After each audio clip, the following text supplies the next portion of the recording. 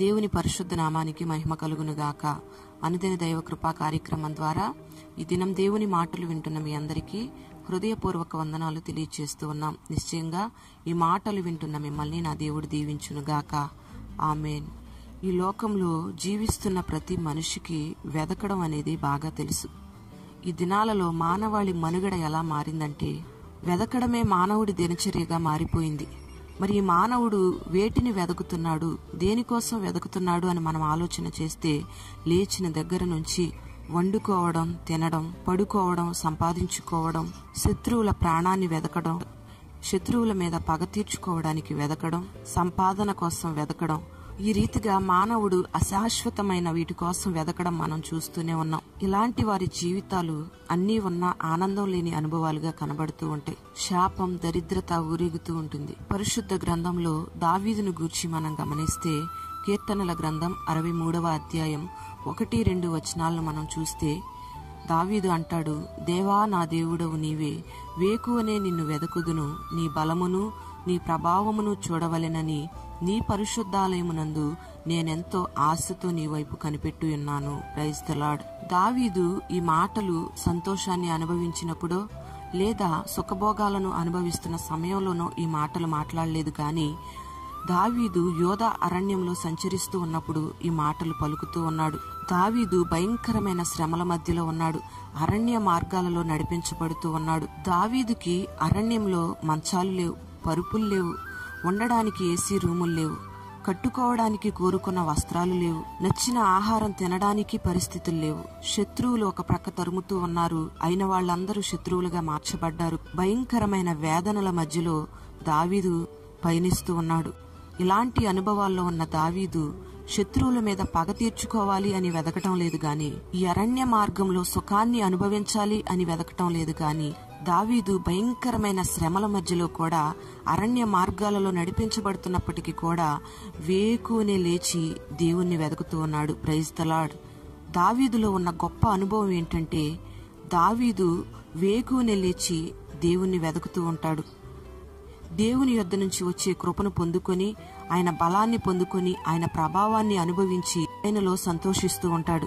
అందుకే దావీదు దేవునికి ఇష్టానుసారుడిగా మార్చబడ్డాడు. ప్రియమైన దేవుని బిడ్డలారా, ప్రతి ఉదయాన్నే ఆయన కృప నూతనంగా మనకు అనుగ్రహించబడుతుంది. ఆయన కృప నూతనంగా పొందుకుంటే కలిగే ఆశీర్వాదాలను దావీదు అనుభవించాడు. అందుకే ఎంతటి భయంకరమైన అరణ్యము లాంటి పరిస్థితుల్లో నడిపించబడుతున్నప్పటికీ కూడా దావీదు దేవుణ్ణి వెదకడం మానలేదు.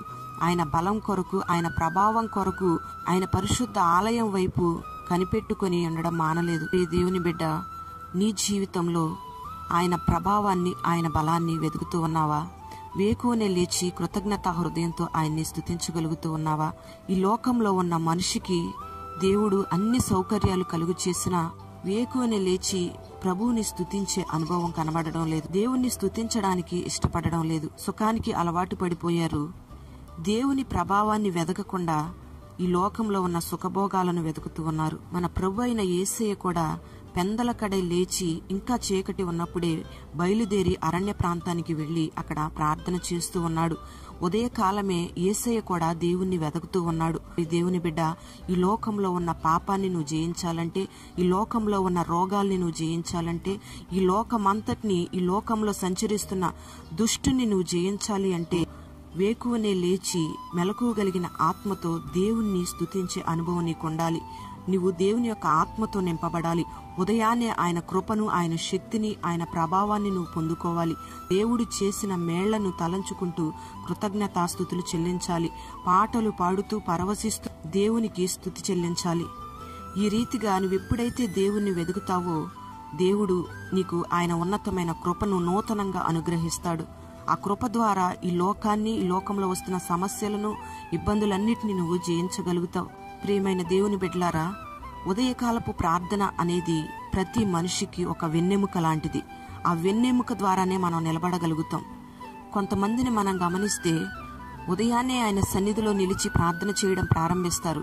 కానీ కొన్ని శ్రమలు, కొన్ని ఇబ్బందులు వారి జీవితంలో కష్ట నష్టాలు ఎదురవగానే, అరణ్యం లాంటి అనుభవాలు వారి జీవితాలకు ఎదురవగానే దేవుణ్ణి వెదకడం మానేస్తారు. ఆయన ప్రభావం కొరకు, ఆయన బలము కొరకు కనిపెట్టడం మానేస్తారు. ఆయన పరిశుద్ధాలయంలో ఆశతో ఆయన కొరకు కనిపెట్టడం మానేస్తారు. ఇలాంటి అనుభవాలు నీలో ఉన్నట్లయితే నువ్వు ఈ లోకాన్ని జయించలేవు. ఉదయకాలమే లేచి ప్రభువును వెదకడం అనే అనుభవం నీకు ఒక దినచర్యగా మార్చబడాలి. ఈ మాటలు విన్న తర్వాతైనా నువ్వు ఒక తీర్మానంతో ఉదయాన్నే లేచి ఆయనను వెదకడం నువ్వు ప్రారంభించినట్లయితే దేవుడు నీ జీవితానికి నవనూతనమైన కృపను ప్రతి దినము ఉదయాన్నే నీకు అనుగ్రహించి ఆ దినమంతా కూడా ఆశీర్వాదకరమైన మార్గాలలో నా దేవుడు నిన్ను నడిపిస్తాడు. అట్టి కృప నా దేవుడు నీకు అనుగ్రహించునుగాక. ఆమేన్. ప్రార్థన. పరిశుద్ధుడైన తండ్రి, ఘనమైన దేవా, నీకు స్తోత్రం చెల్లిస్తూ ఉన్నాం. దావీదు అరణ్యము లాంటి అనుభవాలలో కూడా వేకువనే లేచి నీ బలము కొరకు, నీ ప్రభావము కొరకు కనిపెట్టుకుని ఉన్న రీతిగా నీ బిడ్డలు వేకువనే లేచి నిన్ను స్తుతించి నీ కృప కొరకు కనిపెట్టుకునే ఆ అనుభవాన్ని నీ బిడ్డలకు మీరు దయచేయమని ప్రార్థన చేస్తూ ఉన్నాం. యేసయ్య, మీరు మాకు మాదిరి చూపించి వెళ్లారు. పెందల కడ లేచి ఇంకా చీకటి ఉండగానే అరణ్య ప్రాంతానికి వెళ్లి ప్రార్థించారు. ఆ రీతిగా నీ బిడ్డల జీవితాలలో కూడా అరణ్యము లాంటి అనుభవాలలో కూడా నిన్ను ప్రార్థించి స్తుతించే అనుభవాలను నీ బిడ్డలకు దయచేయమని ప్రార్థన చేస్తూ ఉన్నాం. పేరు పేరున నీ బిడ్డలను దీవించమని మహిమ నీకే చెల్లిస్తూ యేసు నామములో అడుగుచూ ఉన్నాము తండ్రి. ఆమేన్.